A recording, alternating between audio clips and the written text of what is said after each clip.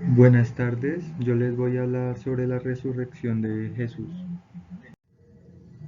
Primero tenemos que tener en cuenta la reacción de sus discípulos y seguidores ante su repentina ejecución por parte de la iglesia y las autoridades presentes en esa época, ya que sin Jesús estos pues quedaron como discípulos desolados.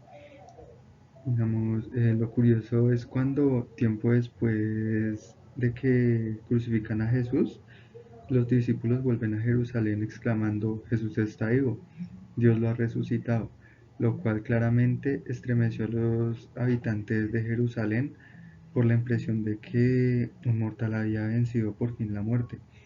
Estas expresiones de que Jesús está vivo comenzaron a circular por allá en los años 35 y 40, que estos también son los años cuna de los cristianos de primera generación.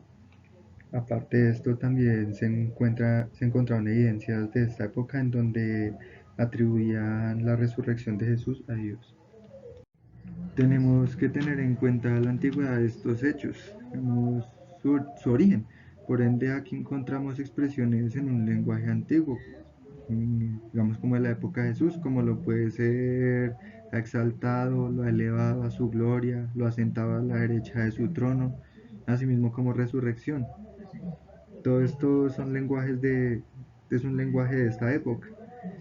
Digamos, de esta época también existe una carta que Pablo escribe a los cristianos en el año 55 o 56, donde transmite una enseñanza relacionada con la muerte y resurrección de Jesús, lo cual explícitamente lo que dice es lo siguiente: os transmití en primer lugar lo que a mi vez recibí, que Cristo murió por nosotros, por nuestros pecados, según las Escrituras, que fue sepultado y resucitado al tercer día, según las Escrituras, que apareció a Cepas y luego a los 12, según las Escrituras. Dando a entender con esto que Jesús era el Mesías y Salvador de la humanidad, ya que Jesús en el día 3, un día decisivo, después de sufrimiento, el tercer día, según los cristianos, trae la salvación, por lo cual los cristianos consideran que Jesús ha entrado a la salvación plena porque ya ha llegado a ese tercer día definitivo. Mm, Según la historia, la resurrección de Jesús fue real y no un producto de la imaginación de sus seguidores. Tampoco se refiere a que, de nuevo, digamos, los discípulos han despertado su fe en Jesús, sino que se considera que la resurrección de Jesús no es un retorno a su vida anterior en la tierra. Digamos, no hay que confundir la resurrección de Jesús, ya que Jesús volvió a la tierra en la forma de vida de Dios y no en la forma de vida biológica que conocemos, que es como en la que vivimos nosotros. Digamos, nosotros sabemos que un día vamos a morir de manera irreversible. Entonces, esto lo que quiere decir es que la muerte ya no tiene dominio sobre Jesús, porque o sea, él ya pasó esa parte, él ya vive en la vida de Dios. Y por otro lado, existe, digamos, como otro tipo de resurrección, que es la resurrección evangélica. En este, digamos, es que el problema aquí es que los cristianos y los evangélicos generan cierta confusión el uno sobre el otro, ya que según los evangelistas Jesús puede ser tocado, puede comer, subir al cielo y demás cosas que podemos hacer los mortales, dando a entender que Jesús volvió a la tierra para seguir con sus discípulos como en un tiempo anterior.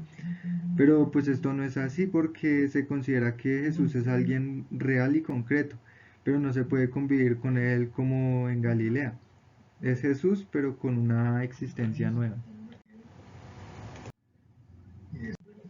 Digamos, ahora viéndolo como en un contexto histórico, viendo que Dios, digamos, la gente viendo que Dios acogió a Jesús y le dio paso a la vida eterna, generó conflictos existenciales, ya que se desbordaba el entramado de esta vida. O sea, digamos, nosotros somos actores principales de esta vida, por decirlo.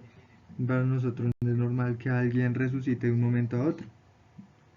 Y es que es difícil de comprender y aceptar el hecho de que alguien en algún momento de la historia de la humanidad que fue capaz de morir y resucitar. Y en el caso de Jesús, pasando a una vida no corporal y más relacionada con el supuesto creador de toda nuestra existencia. Digamos, algo así no se puede representar o explicar adecuadamente con nada. Digamos, y es por esto que, digamos, no se atribuye a ningún evangelista la narración de la resurrección de Jesús. Y pues claramente no se puede constatar en la historia que esto haya ocurrido realmente, pero sus seguidores y demás consideran que es un hecho real que ha sucedido realmente en este mundo. Bueno, y digamos que yo hice una conclusión. Digamos, aparte de que una persona sea creyente o no, la resurrección de Jesús es un hecho que partió completamente de la historia de la humanidad, ya sea por su resurrección o por sus diversas enseñanzas que pueden ser tomadas como una forma de vida completamente pura y bondadosa, y que claramente no le empeora la vida a nadie. Por otra parte, la resurrección de Jesús, independientemente de las demás opiniones y personas creyentes, con todo respeto, considero que es una forma de hacer sentir a sus seguidores con la seguridad de que sus buenas acciones algún día van a ser recompensadas. Bueno, y pues esa fue mi presentación con respecto a Jesús resucitado. Muchas gracias.